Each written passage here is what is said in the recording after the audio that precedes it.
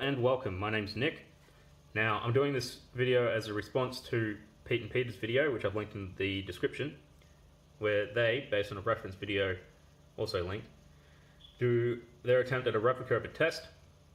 Instead of using pure silver, they've used 10p coins, which they stated were 75% copper and 25% nickel. Now, I'm doing my best to replicate their test as accurately as possible, so I've used Australian silver coins, which I did some research and found out were also 75% copper and 25% nickel. So they should be more than adequate for this test. Now, I'm also using demineralized water, and don't freak out, it is deionized water. Okay, just for whatever reason in Australia they market it as demineralized. I don't know why. I went to many different stores and it's all labeled as demineralized. So that's what I'm using. Now I'll also be doing this video as objectively as possible, which means I'll be treating both Pete and Peter's claim of aqua being a non-reactive, non-conductive element equally as plausible as mainstream science's claim that water is a molecule consisting of hydrogen and oxygen. So, picking no favourites. I've also, under agreement with Pete and Peter, I'm not going to be making any conclusions on this video. I'm leaving that to them in one of their upcoming videos. And they've also agreed that they will link my video in their description. Now, in their video, I noticed that they used power. Their experiment was wired into a 9-volt battery. I didn't see how many, so I've gone off the reference video of 3, which were arranged in this order, with your negative and positive electrodes on the outside here. Pardon me. Now, if their claim about aqua is true, then they had no need to add the batteries. And by adding the batteries, they introduced a degree of plausible doubt, meaning that we can't conclusively decide, or determine, I should say, whether the aqua or the electricity is contributing to the reaction, and to what degree they're contributing to the reaction. So in order to combat that amount of doubt, I've added a few more. Now, what I've done is I've labelled them A to B, and they're variations of the two variables that I'm controlling, which is water and power. So we got one with water and power, one with water but no power. Now you can see I've linked them so that it is the two electrodes are linked through the power here, and they're linked here without the power. So that if for whatever reason the two electrodes are reacting with each other, sorry for the finger, then we'll see that. I've got one with no water and no power, and then a control, test D, no water and no power. So the reason I've done these is more easily explained if I explain how the two models should fit various results. So if we get a reaction in A, that fits both claims of mainstream science and Pete and Peter's. Now, mainstream science will claim that the reaction will only occur on the negative electrode, whereas the assumption of aqua, or the claim of aqua, should state that you get equal reaction on both. Okay? Because electricity can't conduct between these two. Now, to test whether electricity is contributing or water, or both, we have test B, with no power. Now, aqua's claim says that there will be equal reaction between the two here. Whereas science, mainstream science, will claim that you get a reaction in A only.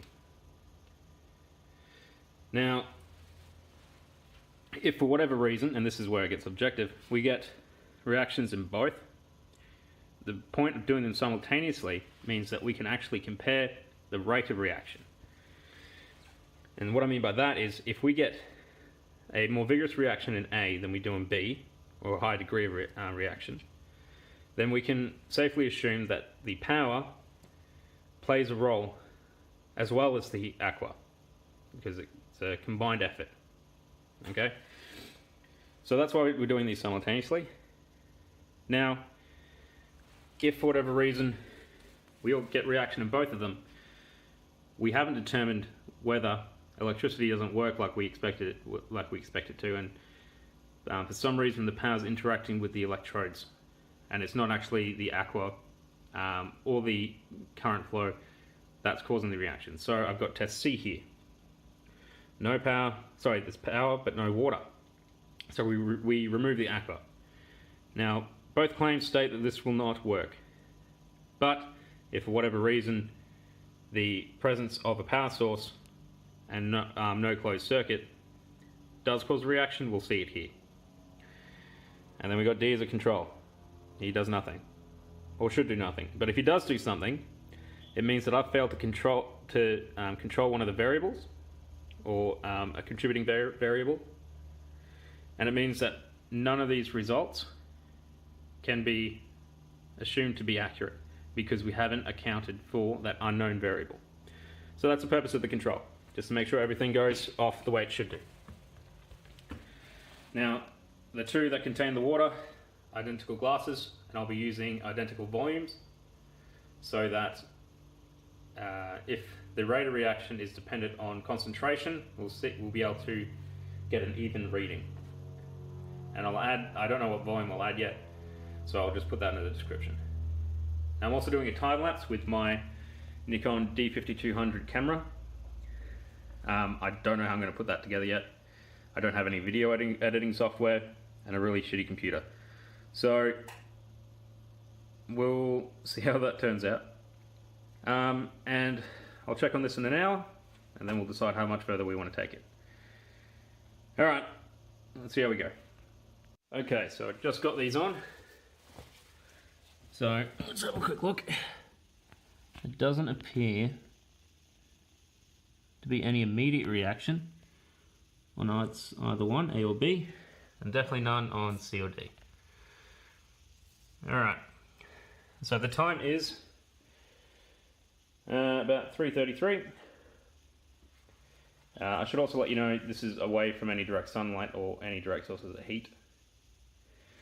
And if you have any comments, opinions, anything you'd like to share, especially questions, or if you think that I failed to account for any variables or my tests are somehow flawed, please let me know in the description.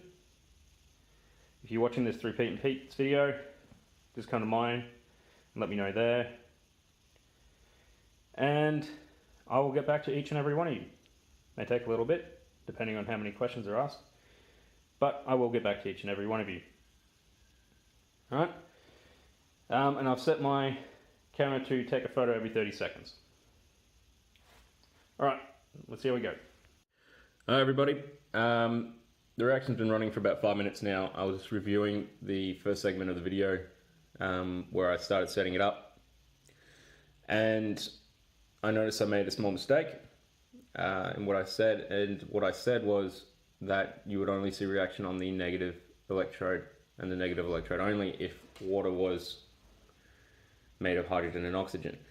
Now, the mistake I made there was I didn't provide context for what I said, and what the context was that if you run it for a short period of time, so we're talking 5, 10, 20 minutes-ish,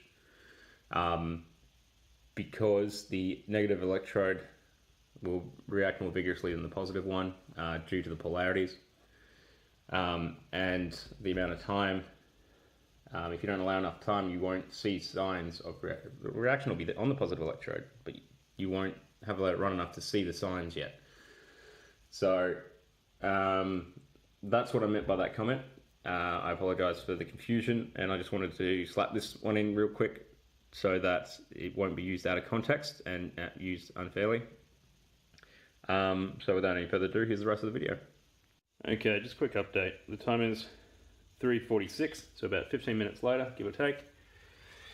And we can see bubbles forming on the negative electrode of test A, but none on the positive, none on either of the electrodes of test B, C or D. So let's have a quick look at those just so you know. None on test. No discoloration. Definitely no bubbles or steaming. Nothing on D. So just a quick update. Okay, so the time is 4:33. It has been exactly 1 hour since I commenced this experiment. So let's take a look. So experiment A. We have bubbles on the negative electrode. Anything on the positive? No. A little bit. Not much. Let's have a quick look at the others. So experiment B. Let's have a look. Let's see. We have no reaction. Experiment C. Don't see any discoloration. So I'm going to say that's no reaction, and D, no reaction. Alright, we'll keep letting this run. Probably let it run for another hour and then we'll check in. Okie dokie. So it left it a bit more than an hour. It's now 10:33, so that means this has now been running for 7 hours. So let's take a look and see what's happened. Alright, so test A, which was power and no water, power and water. We can see that there are bubbles, quite a few. There's discoloration, and there's actually something blue floating around the top of it. If we have a look at the other electrode, we have some slight discoloration and some bubbles as well, but not nearly as many, and none of that weird blue stuff. Now let's have a look at test B, which was water but no power. Let's have a look. There doesn't appear to be any change. There's some bubbles, but there's just as many bubbles on the outside of the glass, so I'm not sure if that is actually a sign of anything, but there's definitely no discoloration. And then test C, which was no water and power. Doesn't appear to be any change even near where the electrodes connect. And then test D, sorry. No change. Alright. So there we have it. Hello again, just an update. I had a look at the camera, my Nikon, that was doing the time lapse, and I'm not sure what happened. The autofocus was going off every 30 seconds like it should, but it turns out it wasn't taking the photo. What it was doing, it ended up taking 4 photos. And so that's very disappointing, so I don't have a time lapse for you, but and I'm not sure how I would go about this because the battery in the camera would just run out. I don't have a power cord for it. All I got is the charger for the battery itself.